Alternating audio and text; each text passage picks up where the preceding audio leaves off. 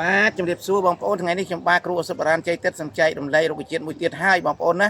រុក្ខជាតិនេះផងដែរឈ្មោះថាដៃរហាត់ឬ3សន្លឹកបងប្អូនហើយពាក់ព័ន្ធនឹងអសុបរានខ្មែរយើងកបនឹងសបូនលូនសបូនលន់អីចឹងណាបងប្អូនហើយដើម្បីកុំឲ្យខាតពេលវេលាយូរសូមបងប្អូនទៅទស្សនាវីដេអូរបស់ខ្ញុំបាទដូចតទៅសូមអញ្ជើញបងប្អូន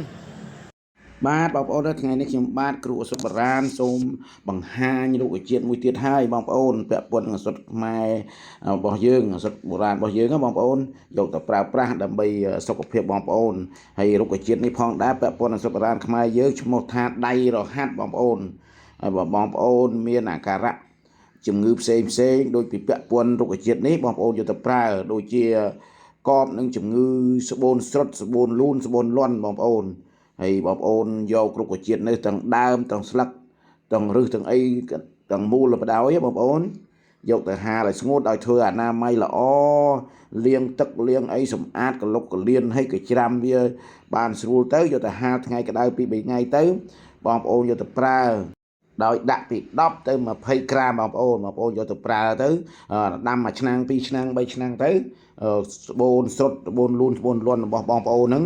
នឹងរួញឡើងបន្តិចម្ដងហើយបើស្បូនលាន់នេះវាមានរយៈពេលរយៈបន្តិចម្ដងឲ្យលាន់ញាប់ខ្លាយជាលាន់វើលហើយវិវត្តតែម្ដងបន្តិចនឹងជាសះស្បើយ 100% តែម្ដងដៃលហាត់នេះបងប្អូន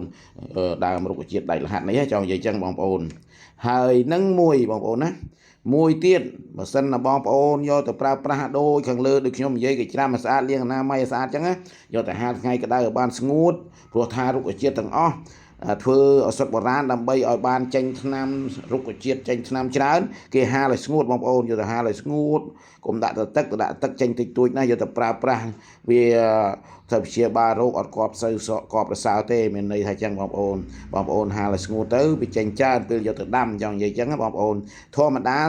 បងប្អូនណាមនុស្សយើងរស់នៅរាល់ថ្ងៃប្រគំដោយធាតុ4ទឹកដីភ្លើងខ្យល់កាលណាបាត់ធាតុអីមួយហើយមនុស្សយើងคลายខ្លួនធ្លាក់ខ្លួនខ្សោយម្ដងតិចคลายខ្លួនធ្លាក់ខ្លួនទៅជាមានជំងឺហើយដូច្នេះការឈឺបន្តិចបន្តួចបងប្អូនទប់ថ្នាំជាឱសថបុរាណចឹងទៅកម្រិតដំបូងចឹងទៅដាក់តែមួយឆ្នាំង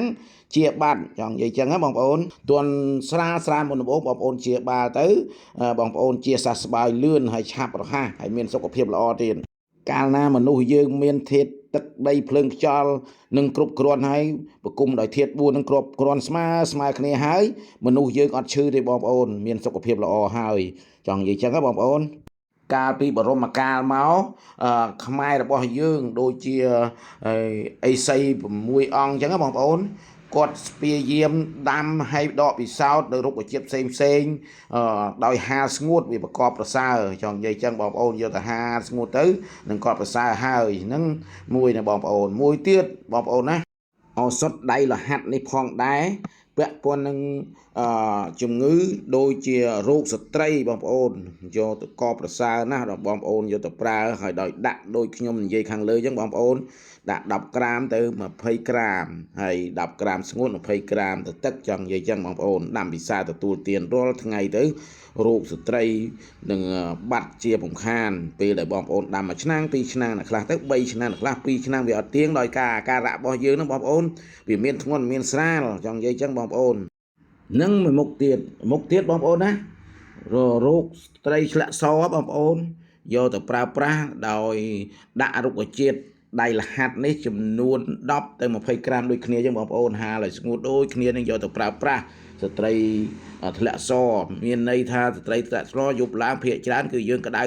អ្នកទ្រូងអ្នកជំងឺចង់និយាយចឹងបងប្អូនក្តៅទ្រូងហើយធ្លាក់មកញាប់គឺធំក្លិនហើយ